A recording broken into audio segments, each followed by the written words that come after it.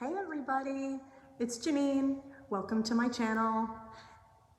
I am filming at the house, but today's video is not about the house, although I would love to show you, but that's coming up next. So make sure you subscribe, hit the notifications, because I've got a video coming up for you about the house. Today's video is around the Whole30. Currently I'm on day 36 of my Whole30, which I'll explain in a minute. But I really just wanted to come on here and kind of share a little bit about the trials and tribulations surrounding the Whole30.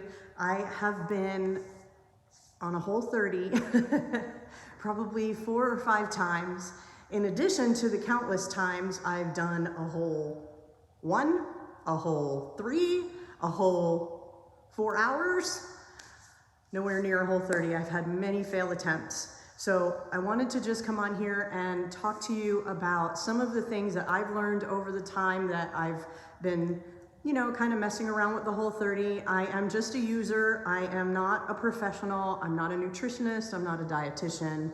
I am just a person who did the Whole30, read the book, and I have reaped the rewards. And it's really worth it if you can get there. But getting there is the hardest part.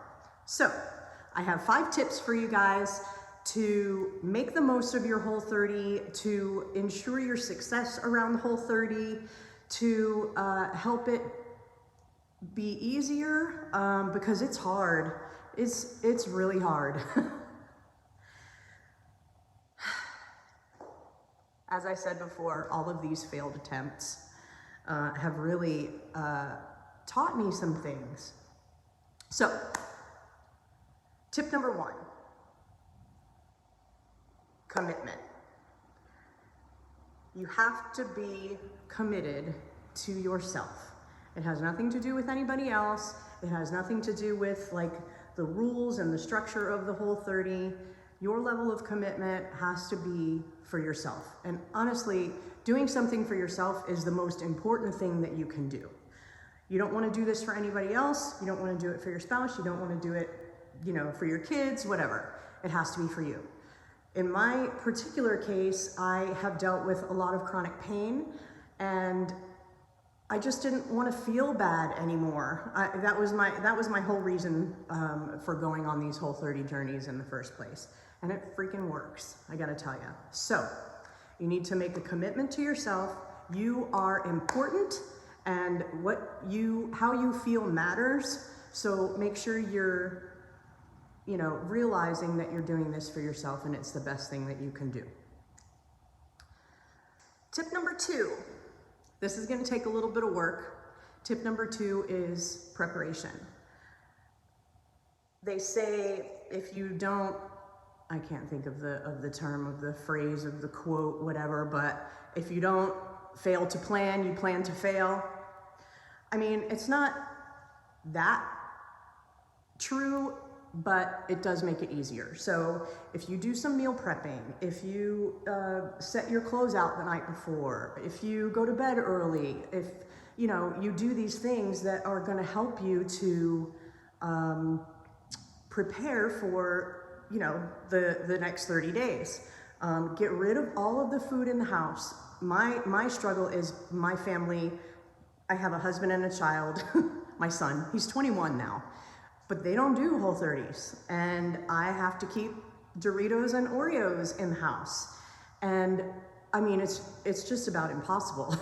So I have found ways to combat that by making my son, hide his snacks. And just, overall, just don't bring it into the house. Don't make it harder on yourself. You can do some meal prep, like I said. That makes it super easy. And by meal prepping, I don't mean, laying out all the fancy containers and, filling them all up with this much of that and this much of this. I have Yukon Gold potatoes that I can throw in the microwave at any given time. I usually will always have some chicken thighs cooked in a container in the fridge, ready to go for a salad, for dinner. I have frozen vegetables, super easy, just throw them in the microwave. And you know, that's kind of really it, is just to make sure that you have everything lined up and you plan for your success. Tip number 3, don't diet. The Whole30 is not a diet. It's not a weight loss plan. I can't stress that enough. If you focus on weight loss and dieting, it probably won't be successful. Your focus needs to be on your own well-being and how you feel. Your eyes are brighter, your smile is, brighter, your skin is clearing up, your joints don't hurt, your hair is looking healthier, whatever that looks like for you. But a diet isn't the right frame of mind to go into a Whole30 with. Which brings me to my next point, which is no scale. And no scale is one of the criteria of the Whole30. You're not weighing yourself for 30 days. When I started this past Whole30, I didn't even weigh myself in the beginning because the scale and I have kind of a messed up relationship. So no scale, your weight does not matter. You're not wearing that number on your forehead. So I don't care how much you weigh. This is not about how much you weigh or how much weight you want to lose or how skinny you want to be or how much muscle you want to build. It's not about that. There's a time and place for things like that, but this is not it. The Whole30 is about looking at yourself from the inside and just being happy and being healthy and being clean. Then, like the Whole30 says, after the Whole30, those 30 days or whatever, you can, add back in those foods in a structured way so that you know which foods are traumatic to you and which foods, don't bother you. So it's not about dieting, it's about learning about yourself. This last tip I have for you is kind of a tough love sort of a thing, and it's about self-love. So if you go into this Whole30 thinking, I hate myself and I'm gonna spend 30 days beating myself into submission, and at the end of 30 days I'm gonna feel better about myself, it's not gonna work. You have to be able to love yourself starting out.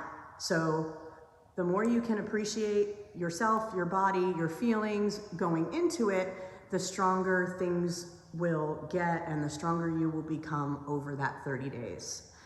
You can't go into it saying, I can't have this, I can't have that, and I hate this. It's just not gonna work. You have to come at it from a perspective of, I'm doing this because I love myself. I'm doing this because I want to feel better in my own skin. And that's really the motivation for me that kind of keeps me going. That's why I'm on day 36 right now, because granted, I feel 99% better than when I did on day 0, but I'm still not where I want to be. And I feel like if I continue to eat this way, which is not a sacrifice, by the way, I am really enjoying my food. So I can throw some pictures in here of some of the meals that I've made. And again, super simple. They're not these, 5-star Michelin, whatever, meals. It's just ingredients. And that's what I eat. So when you have that kind of appreciation for yourself and what you're doing for yourself, it will help create this value. And you need to hold on to that value that you have for yourself in order to get through this. So that's really it. The Whole30 is not, a cure-all, but it is something to start with. And I should have prefaced the video by talking about what the Whole30 is, but I figured, if you clicked on this video, you already know what the Whole30 is, and you're just trying to get through it, right? You're trying to be alive at the end, and you're actually trying to make it to the end. So I hope these tips help you. I hope that you succeed. If you have the right mindset and you're in the right frame of mind, you got this. So good luck to you. I hope the video was helpful again. come back for more. I'll be doing some more Whole 30s as the time goes on. I'll talk to you guys soon. Have a great day.